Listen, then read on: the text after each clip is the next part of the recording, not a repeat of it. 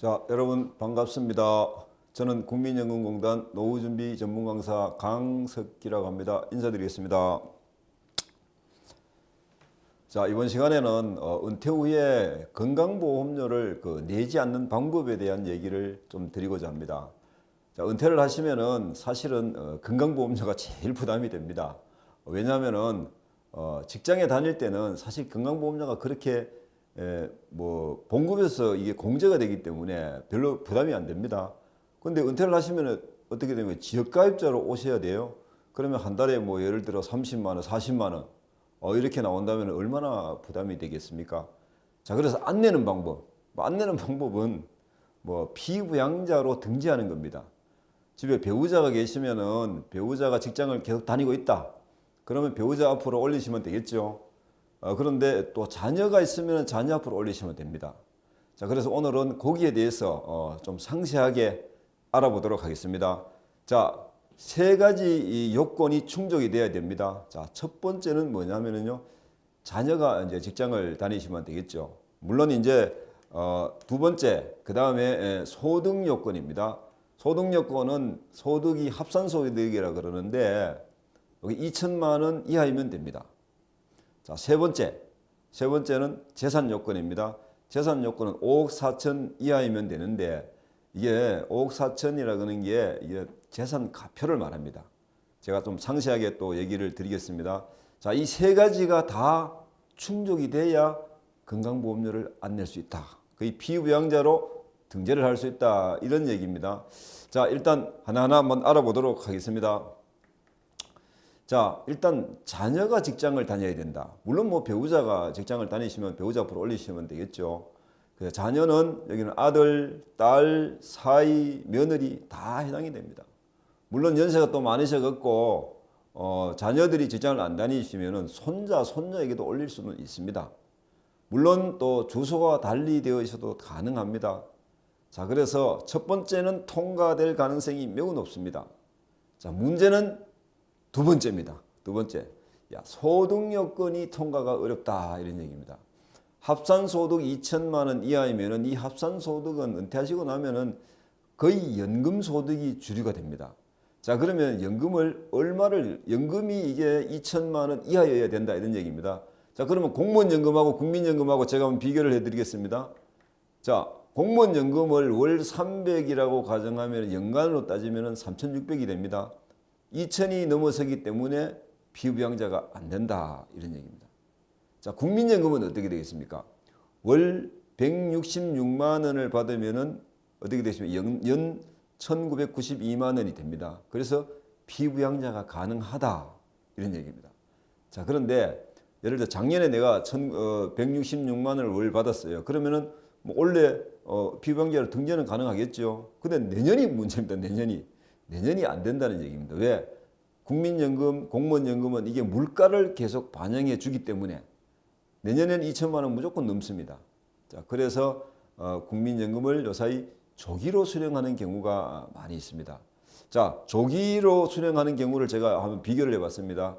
63세에 정상적으로 노령연금을 받으신다. 그 가정했을 때 월로 따지면 180만 원입니다. 월 180만 원을 받으면 연으로 따지면 2,160만 원이 됩니다. 그러면은 피부양자가 안 되죠. 자, 조기로 만약에 퇴직하시고 바로 요새 60세에 퇴직하지 않습니까? 그러면은 조기로 수령하시면은 60세 수령하시면은 월 148만 원. 그래서 연으로 따지면은 1,776만 원.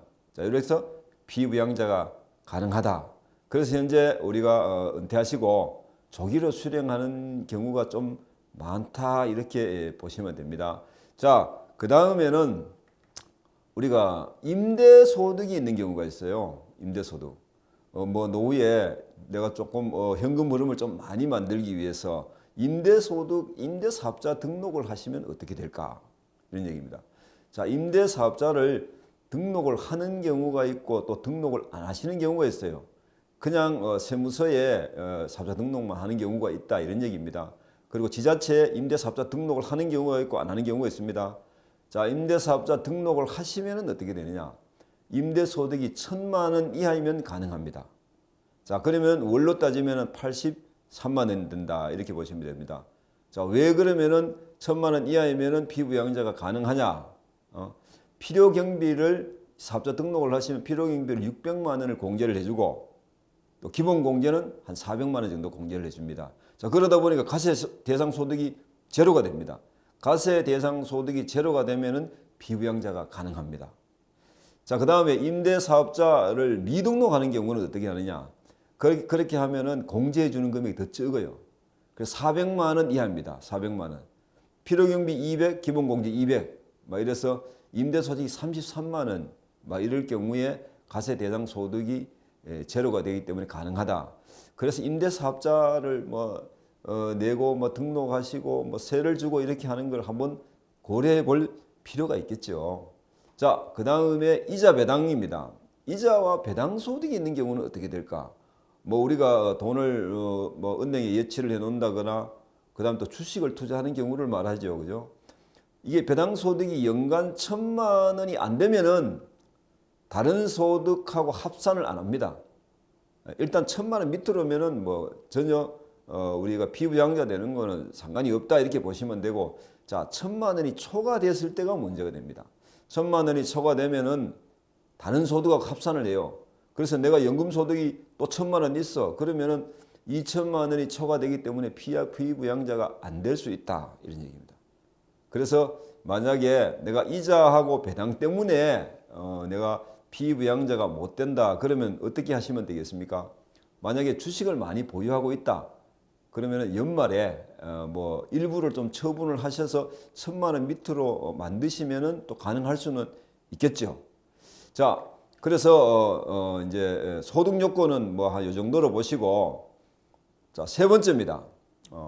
재산 요건입니다. 자, 재산 요건은 제가 여기 보면 가표가 5억 4천 이하다 그랬는데 이게 공시지가는 9억입니다.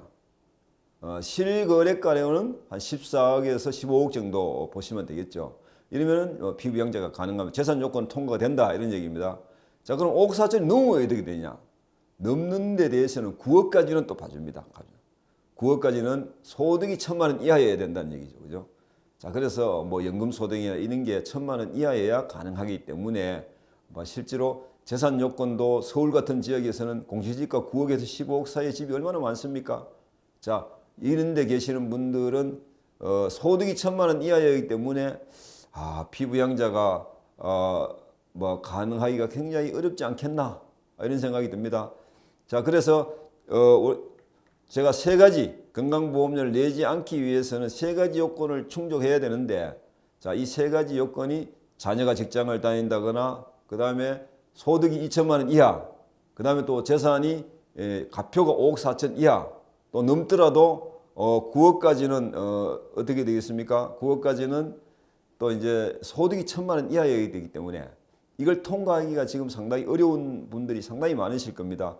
자, 그러면은 이걸 줄이는 방법은 어떤 방법이 있을까? 건강보험료를 줄이는 방법, 그거는 다음 시간에 하기로 하고 오늘은 여기까지 하도록 하겠습니다. 대단히 감사합니다.